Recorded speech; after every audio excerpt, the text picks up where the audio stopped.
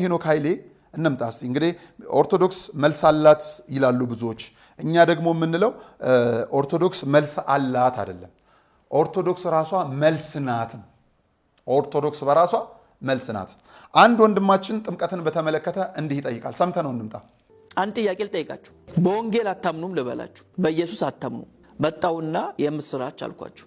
ኢየሱስ ስለናንተ ኃጢአት ሙቷል፣ በመስቀል ላይ ተሰቅሏል፣ ደግሞም ተቀብሯል። በሶስተኛው ቀን ደግሞ እኛን ለማጽደቅ ከሙታን ተለይቶ ተነስቷል። በዚህ ጌታ እመኑ ብዬ ስናገር የምስራቹን ቃል ስነግራችሁ እሺ ብትሉ አሜን ብትሉ እና ብታምኑ በዚህ ባመናችሁበት ቅስበት ምንድነው የምታገኙት?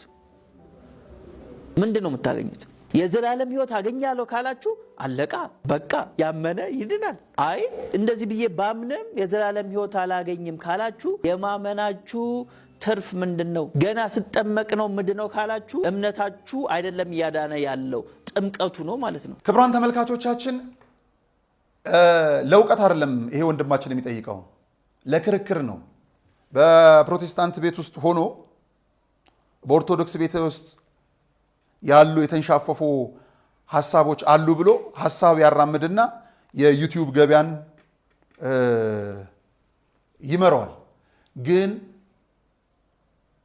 በተንሻፈፈ መልኩ ሁሉ የሄደ መቅናት ስላለበት መምህራኖቻችን ለነዚህም ቤተክርስቲያኗን እየሰደቡ እንጀራ ለሚጋግሩም ጭምር መልስ ስላላቸው ዲያቆን ሄኖክ ኃይሌ ደግሞ ለዚህ ጉዳይ በቂ ምላሹን እንዲህ ይሰጥልናል። ወንድማችን ዲያቆን ሄኖክ ኃይሌን ሰምተን እንመለስ።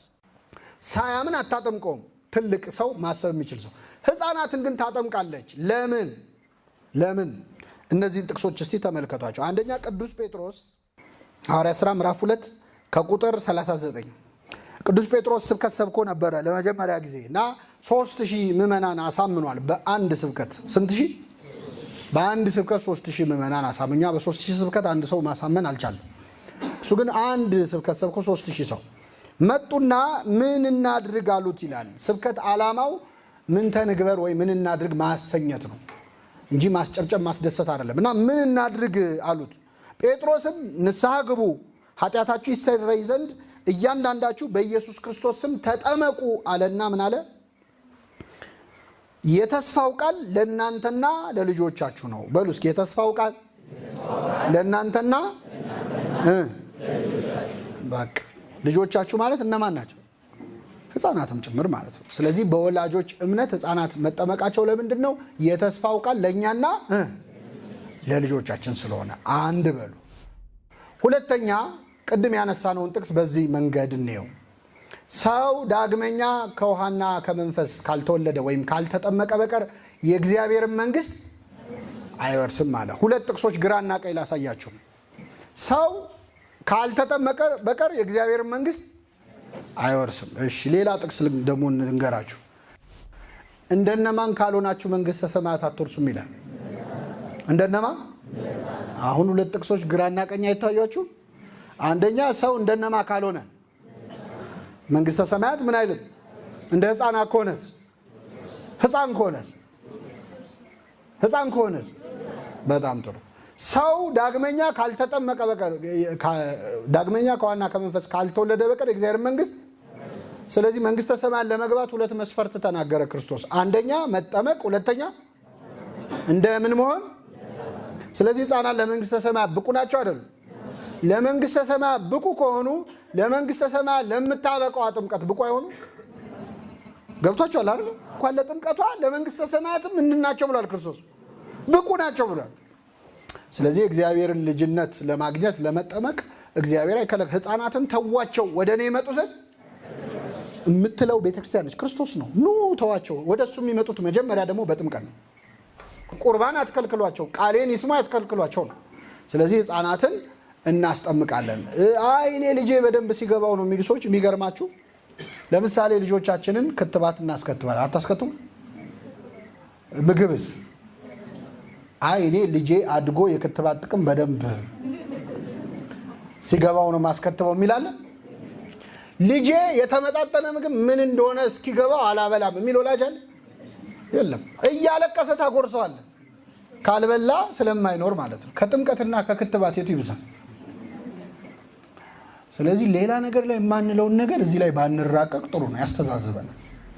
ልጨምርላችሁ፣ ልጃችን አያድርገውና እኛ ብንሞት፣ ወላጆቹ እናት አባት ብንሞት፣ ሀብት ንብረት ብዙ ቢኖረን ልጁ ሕፃን ነው ስለዚህ ይቅርበት ይባላል?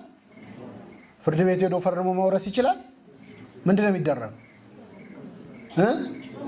ሞግዚት አይደለ? ለምንድን ነው ሞግዚት የሚደረገው? ሀብቱ ምን እንዳይለው ነው? እንዳያመልጠው። የእግዚአብሔር መንግስት ሲሆን በሞግዚት የማይወረሰው ለምንድን ነው? ያንተን ቅራቅንቦ መሬትና መኪና ለመውረስ ሞግዚት ወስደ ፍርድ ቤት የምታስፈርም ሰውዬ ለዘላለም ህይወት ሲሆን የምን ሞግዚት ነው አይባል። ቤተክርስቲያን ገብቷታል። ዘላለማዊ ርስት ነው። ለምድራዊ ርስት እንኳን ሰው ይፈርማል እኮ አይደል? ስለዚህ ሄደን ፈርመን ይሄን ልጅ ቃል ገብቻለሁ ብለን እናነሳዋለን። እና የአእምሮ ህመምተኞች ሌሎች አይጠመቁም ማለት ነው በዚህ አይን ከታየ። የሚገርማችሁ ቅድም ያልኳችሁ ከፕሮቴስታንት ወገን ቀስ ብለው በሂደት ተቀበሉ ያልኳችሁ እኔ ስገምት ልክ ላልሆን እችላለሁ።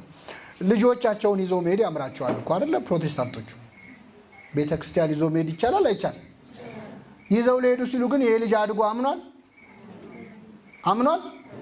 አላመነም። ስለዚህ እሱን ይዞ መሄድም ኃጢአት ሊሆን ነው።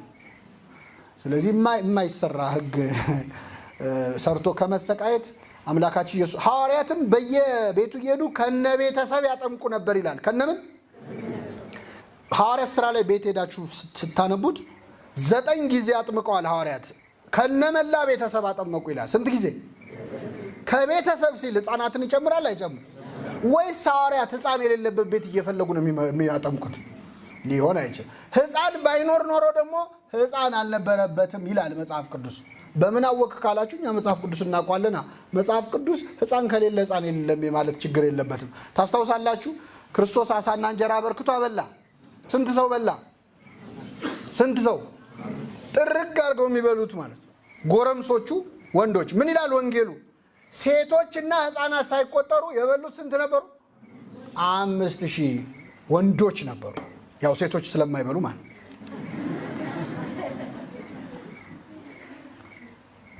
ያው በአደባባይ ማለት ነው። ሴቶች ከሚበሉት የሚያፍሩት፣ ህፃናት ከሚበሉት የሚፈረፍሩት ይበልጣል ይባላል። ስለዚህ ሴቶች ማለት ያው ሴቶችና ህፃናት ሆኖ ነው እንጂ የተረፈው አይተርፍም ነበር እንዳይሉ ጠቅሎ የሚበላውን ጎረምሳ ማለት ቆጥሮ 5000 ነው። 12 መሶብ ተረፈ ይላል። ህፃናት አልተቆጠሩም።